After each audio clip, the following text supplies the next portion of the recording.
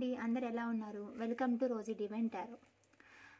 So ఈరోజు మీ person energies and మీ ఎనర్జీస్ చెక్ చేద్దాము. ఒకరి గురించి ఒకరు ఏం ఆలోచిస్తున్నారు, మీ పర్సన్ మీ గురించి ఏం థింక్ చేస్తున్నారు అని. ఫస్ట్ అయితే మీ ఎనర్జీస్ చెక్ చేద్దామండి. మీ పర్సన్ 3 టైమ్స్ మనసులో అనుకోండి అండ్ వాళ్ళ ఇమేజ్ని ఊహించుకోండి. ఓకేనా? యూనివర్స్, మా వ్యూవర్స్ వాళ్ళ పర్సన్స్ గురించి ఏం ఆలోచిస్తూ ఉన్నారు, మా వ్యూవర్స్ యొక్క ఎనర్జీ వాళ్ళ పర్సన్స్ గురించి ఎలా ఉంది.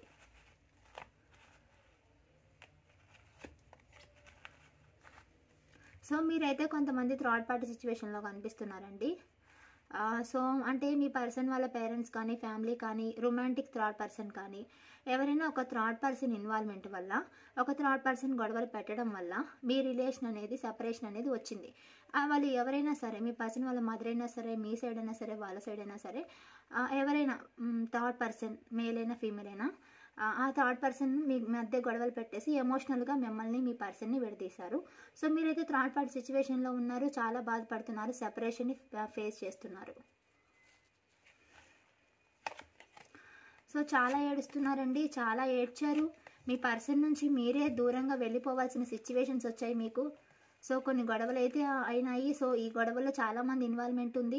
అంటే మీ పర్సన్ కానీ, మీరు కానీ, మీ ఫ్యామిలీ కానీ, వాళ్ళ ఫ్యామిలీ కానీ ఇన్వాల్వ్మెంట్ అనేది కనిపిస్తుంది. ఎక్కువ మంది ఇన్వాల్వ్మెంట్ ఉంది.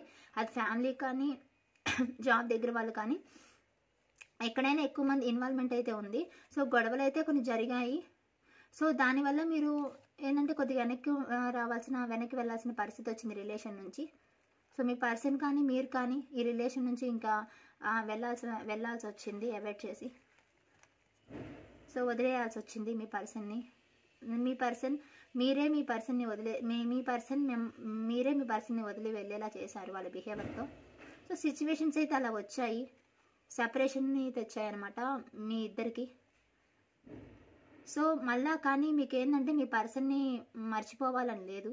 మీ కెరీర్లో కానీ, జాబ్ పరంగా కానీ, రిలేషన్లో కానీ ఒక న్యూ బిగినింగ్ అయితే చేయాలనుకుంటున్నారండి. ఖచ్చితంగా మీకు న్యూ బిగినింగ్ అయితే కావాలి. ఎందుకంటే ఈ సాడ్ ఎండింగ్ మీ వల్ల కావట్లేదు. మీ పర్సన్ మీకు గుర్తొస్తానే ఉన్నారు. సో మీ పర్సన్ అయితే మీరు మర్చిపోలేరు. సో ఖచ్చితంగా ఈ పర్సన్ థర్డ్ పార్టీ సిచ్యువేషన్లో ఉండి మిమ్మల్ని అయితే చాలా బాధ పెట్టారు, చాలా మాట్లాడినారు. వాళ్ళకి సపోర్ట్గా ఉండి మిమ్మల్ని అబ్యూజ్ లాంగ్వేజ్ కూడా వాడారు. సో బిహేవ్ అనేది చేశారు వాళ్ళలా.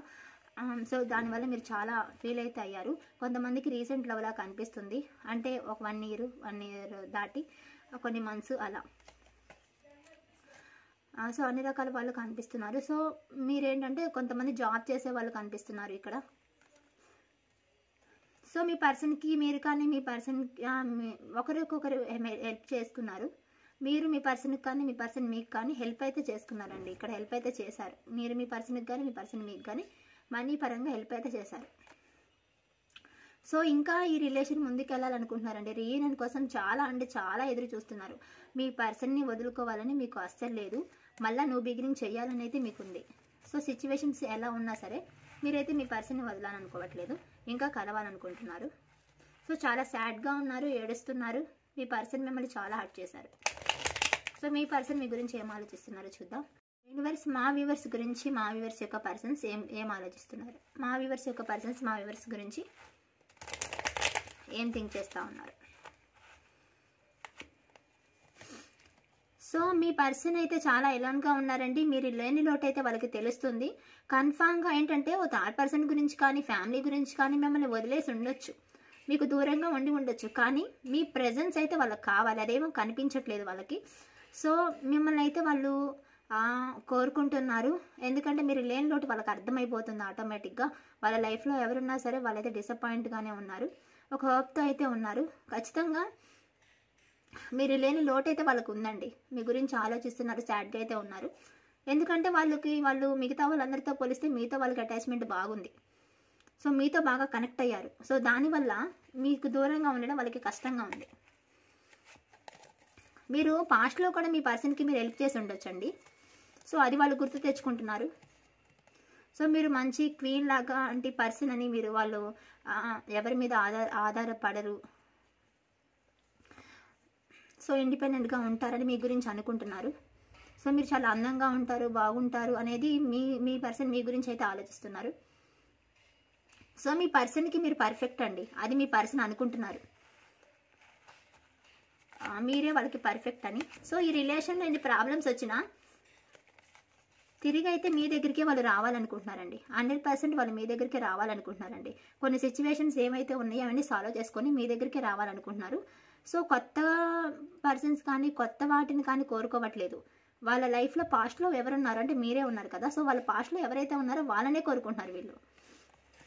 అంటే మిమ్మల్నే కోరుకుంటున్నారు. మీతోనే మ్యారేజ్ కాని వాళ్ళైతే మ్యారేజ్ కావాలని, ఆల్రెడీ మ్యారీడ్ వాళ్ళైతే మీ దగ్గరికి వచ్చేయాలని.